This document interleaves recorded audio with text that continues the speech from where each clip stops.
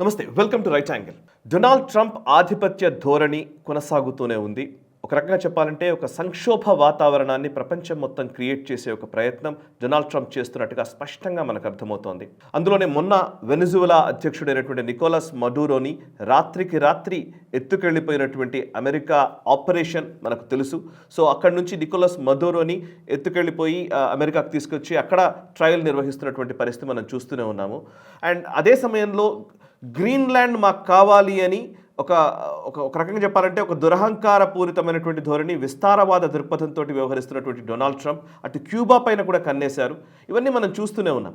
ఇది నడుస్తున్న టైంలోనే ఆయన మేజర్ అడ్వాన్స్మెంట్స్లో భాగంగానే అటు మధ్యప్రాచ్యం అని అమెరికా అంటుంది, అంటే దాన్ని మిడిల్ ఈస్ట్ అంటారు. నిజానికి వాళ్ళ దృష్టిలో మిడిల్ ఈస్ట్ అవుతుంది, మన దృష్టిలో చూస్తే అది వెస్ట్ ఏషియా కిందకి మనం చూడాలి.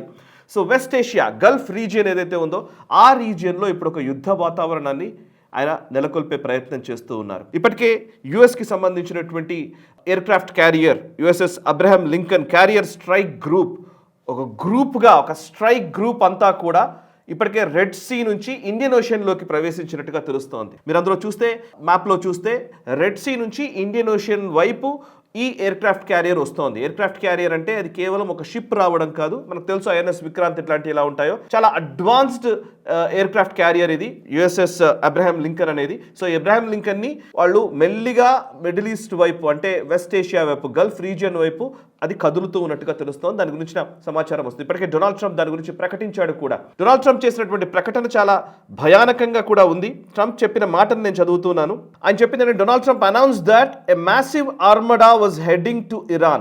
It is moving quickly with great power, enthusiasm and purpose. It is a larger fleet headed by the great aircraft carrier Abraham Lincoln అని ఆయన మాట్లాడారు. అండ్ దాని సెంట్ వెనిజువెలా నుంచి ఇప్పుడు ఇరాన్కి ఆయన గోల్ పోస్ట్ని మార్చారు అనేది కూడా మనకు అర్థమవుతోంది. సో వెనిజువెలాలో ఎలాగైతే నికోలస్ మడూరోని తీసుకెళ్లిపోయారో అలాంటి ఒక ఆపరేషనే ఈవెన్ ఇరాన్లో కూడా చేయబోతున్నారా?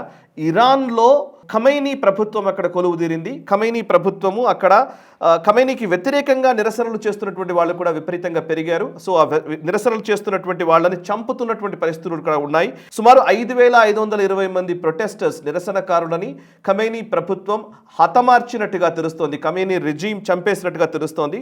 ఇది US based human rights agency ఒకటి ఇచ్చినటువంటి రిపోర్ట్ ఆధారంగా సుమారు 5,000 పైచిలుకు మందిని చంపారని, 17,000 పైచిలుకు మంది విషయంలో ఇంకా మనం నిర్ధారించుకోవాల్సి ఉంది. వాళ్ళు కూడా చనిపోయారు, కానీ వాళ్ళని నిజంగానే ఖమైనీ ప్రభుత్వమే చంపిందా లేదా ఇతరత్ర కారణాల వల్ల చనిపోయారా అనేది తెలియాల్సి ఉందని యుఎస్కి సంబంధించినటువంటి ఒక హ్యూమన్ రైట్స్ ఏజెన్సీ ప్రకటించింది. సో అక్కడ ఈ మారణ హోమం సృష్టిస్తున్నాడు ఖమైనీ. సో ఆయన్ని మేము దించాలి, లేదంటే ఆయన టేబుల్ ముందుకొచ్చి చర్చలకు రావాలి. చర్చలకు వస్తే మా నెగోషియేషన్స్ మేము చెప్పే అంశాలకు అనుగుణంగా ఆయన వ్యవహరిస్తేనే ఈ ఇరాన్ పైన దాడిని మేము విరమించుకుంటాము అనేది డొనాల్డ్ ట్రంప్ చేస్తున్న హెచ్చరిక. దానికి ఇరాన్ నుంచి గట్టి సమాధానమే వస్తోంది. మా పరిధిలో అంటే మా మిజైల్స్ పరిధిలో మీ ఆర్మీ బేస్లు ఎయిర్ బేస్లు చాలానే ఉన్నాయి గల్ఫ్ రీజియన్లో. సో వాటన్నిటిని మేము తీసివేస్తాం, వాటన్నిటిని డిస్ట్రాయ్ చేయడానికి మా దగ్గర ఆయుధ సామాగ్రి అత్యంత పటిష్టంగా ఉంది. మీరు ఎటువంటి దుశ్చర్యలకు పూనుకుంటే దానికి మీరు ప్రతిఫలం చూడాల్సి ఉంటుంది, రిటాలియేషన్ గట్టిగా ఉంటుంది అని ఇరాన్ హెచ్చరిస్తోంది. సో ఇరాన్ ఎక్కడా తగ్గట్లేదు. అండ్ అమెరికా కూడా మూవ్ అవుతూనే ఉంది. వాళ్ళ ఫోర్సెస్ని మూవ్ చేసే ప్రయత్నం, ముఖ్యంగా ఎయిర్క్రాఫ్ట్ క్యారియర్ని మూవ్ చేసే ప్రయత్నం చేస్తోంది. ఈ టైంలో అసలు మిడిల్ ఈస్ట్లో అమెరికా స్ట్రెంగ్త్ ఏంటో మేము ముందుంచే ప్రయత్నం చేస్తాను. అమెరికాకు సంబంధించినటువంటి స్ట్రెంగ్త్ ఈ వెస్ట్ ఏషియా రీజియన్లో ఎలా ఉందో మేము ముందుంచే ప్రయత్నం చేస్తాను. ముందుగా అసలు యుఎస్ ఇరాన్ మధ్య జరుగుతున్నటువంటి ఈ టెన్షన్స్ మధ్య అసలు అమెరికాకి ఈ మధ్యప్రాచ్యము లేదా గల్ఫ్ రీజియన్ అనేది మొదటి నుంచి కూడా వాళ్ళకు డిఫెన్స్ హబ్గానే ఉంది. అక్కడ ఉన్నటువంటి గల్ఫ్ దేశాలన్నిటితో కూడా అమెరికా సంబంధ బాంధవ్యాలు నెలకొల్పుతుంది. అండ్ వాళ్ళు మొదటి నుంచి కూడా అమెరికా డిఫెన్స్ టెక్నాలజీస్ మీదనే ఆధారపడ్డారు. అమెరికానే ఈ గల్ఫ్ దేశాలకు సంబంధించిన డిఫెన్స్ ప్రొటెక్షన్ చూసుకుంటోంది. సో ఈ టైంలో వాళ్ళకు ఉన్నటువంటి ఎయిర్ బేసెస్ లేకపోతే ఆర్మీ బేసెస్ నేను చెప్పే ప్రయత్నం చేస్తాను. ముందుగా బహ్రెయిన్లో ఉన్నటువంటి వాళ్ళ నావల్ సపోర్ట్ యాక్టివిటీకి సంబంధించినటువంటి బేస్ అక్కడ చాలా కీలకమైనది ఉంది. దాన్ని సెంట్రల్ కమాండ్ హెడ్ క్వార్టర్స్ అంటారు. యుఎస్కి సంబంధించినటువంటి 5th fleet and US naval forces central command head quarters బహ్రెయిన్లో ఉంది. మీరు మ్యాప్లో చూడొచ్చు, బహ్రెయిన్లో ఉంది. అండ్ బహ్రెయిన్ మాత్రమే కాదు, బహ్రెయిన్ తర్వాత ఉన్నటువంటి ఈ బహ్రెయిన్లో ఉన్నటువంటి ఈ నావల్ హెడ్ క్వార్టర్స్ ఏదైతే యుఎస్కి సంబంధించినటువంటి naval forces central command head quarters ఉందో ఇది 1948 నుంచి యాక్టివేట్ చేసి ఉంచారు. ఈవెన్ బ్రిటన్కి సంబంధించినటువంటి నావల్ ఫ్లీట్స్ కూడా అక్కడ ఎక్కువగా ఉండేవి. అండ్ అంతేకాదు దాన్ని యుఎస్ మిలిటరీ వెజల్స్ కానివ్వండి, ఎయిర్ క్రాఫ్ట్ క్యారియర్స్ కానివ్వండి, ఇవన్నీ వచ్చేందుకు వీలుగా డీప్ సీ పోర్ట్ కూడా అక్కడ ఉంది. డీప్ వాటర్స్ పోర్ట్గా దాన్ని మనం అభివర్ణించాల్సి ఉంటుంది. సో బహ్రెయిన్లో వాళ్ళకి సంబంధించినటువంటి ఈ నావల్ ప్రెజెన్స్ అనేది సీరియస్గానే ఉంది. ఇక మరొకవైపు ఇరాక్లో కూడా వాళ్లకు ఇరాక్లోని అటానమస్ కుర్దిష్ రీజియన్లో అమెరికాకి మంచి పట్టుంది. మీరు మ్యాప్స్లో చూడొచ్చు. ఇరాక్ ఆల్మోస్ట్ మీరు చూస్తే ఇరాన్కి చుట్టుపక్కల మొత్తం ఒక రకంగా చెప్పాలంటే ఇరాన్కి ఒక వలయంలాగా ఇరాన్ని కమ్మేసిన పరిస్థితి. ఓవైపు ఎయిర్ క్రాఫ్ట్ క్యారియర్ మీరు ఎల్లో లైన్ మీరు గమనించవచ్చు. ఎల్లో లైన్ ఏమో ఎయిర్ క్రాఫ్ట్ క్యారియర్ లోపలికి వచ్చేది. ఈ USS Abraham Lincoln air craft carrier లోపలికి మూవ్ అవుతున్నటువంటి వేని నేను ఎల్లో లైన్లో చూపించాను. సో అది ఇంకా పూర్తిగా గల్ఫ్ రీజియన్లోకి రాలేదు, కానీ ఇండియన్ ఓషన్ వరకు వచ్చినట్టుగా మనకు సమాచారము. సో గల్ఫ్ రీజియన్లోకి వెళితే ఇరాన్ అనేది బ్లూ కలర్లో ఉన్నది. ఇరాన్ మ్యాప్లో కనబడుతున్నది బ్లూ కలర్లో ఉన్నది ఇరాన్ దేశము. ఇరాన్కి west side Iraq Kurdistan region ఉంది. ఇరాక్కి సంబంధించినటువంటి కుర్దిస్తాన్ రీజియన్లో ఆర్మీ బేస్ ఉంది యుఎస్కి సంబంధించి. అండ్ అటు కిందకు వస్తే సిరియాలో కూడా వాళ్ళకి ఆర్మీ బేస్ ఉంది. సిరియాలో ఇప్పటికే ఒక యుద్ధాన్నే చేస్తున్నారు. చాలా కాలంగా యుద్ధం నడుస్తోంది ఐసిస్ ఉగ్రవాదులకి యుఎస్ ఆర్మీకి మధ్య. సో ఆ యుద్ధ వాతావరణం ఉన్న నేపథ్యంలో సిరియాలో కూడా యుఎస్ ప్రెజెన్స్ సీరియస్గా ఉంది. సో ఈ సిరియా నుంచి కూడా వాళ్ళు అటాక్ చేయడానికి వీలుంటుంది.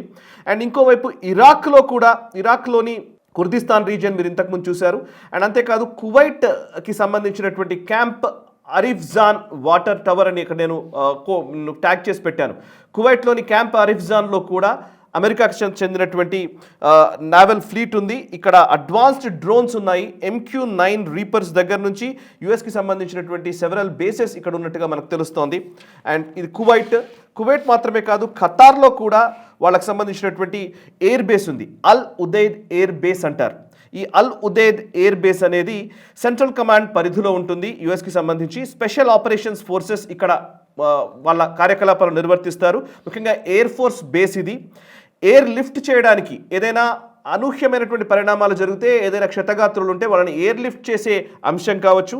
మరొకవైపు ఏరియల్ రీఫ్యూయలింగ్ ఇంటెలిజెన్స్ కావచ్చు, సర్వీలియన్స్ కావచ్చు, రికనైజెన్స్ కావచ్చు, అంతేకాదు ఏరో మెడికల్ ఎవాక్యుయేషన్ అసెట్స్ కావచ్చు. ఇవన్నీ కూడా ఈ ఖతార్లో ఉన్నాయి.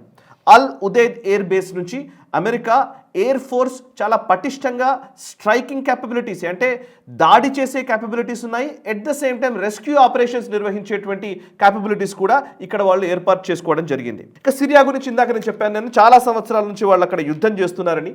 మరొక వైపు యుఏఈలోని అల్ దఫ్రా ఎయిర్ బేస్ అనేది చాలా కీలకమైనటువంటి బేస్. ఇది మీరు అక్కడ గమనించవచ్చు. అది కరెక్ట్గా చెప్పాలంటే గల్ఫ్ రీజియన్లో మధ్యలో ఉంటుంది, ఒక ఐలాండ్ లాగా ఉంది. యుఏఈ దాస్ ఐలాండ్ ఎయిర్పోర్ట్ అంటారు. అక్కడే ఎయిర్ బేస్ కూడా ఉంది అమెరికాకి సంబంధించి. ఆ ఎయిర్ బేస్లో 10 స్క్వాడ్రన్స్ ఎయిర్ క్రాఫ్ట్స్ ఉన్నాయి. అంటే ఫైటర్ జెట్స్ని వాళ్ళు మోహరించుకొని పెట్టుకుని ఉన్నారు. MQ-9 రీపర్స్ లాంటి డ్రోన్స్ ఉన్నాయి. అడ్వాన్స్డ్ డ్రోన్స్ వాళ్ళు డ్రోన్ క్యాపబిలిటీస్ కూడా అమెరికా సముపార్జించుకొని అక్కడ పెట్టింది. సో ఇరాన్కి చుట్టుపక్కల ఉన్నటువంటి ఆర్మీ బేస్లు, ఎయిర్ బేస్లు, నావల్ ఫ్లీట్స్ ఇవన్నీ కూడా ఇరాన్ని ఎప్పటికప్పుడు గమనిస్తూ ఉన్నారు. ఇరాన్ మీద సర్వీలెన్స్ పెట్టారు.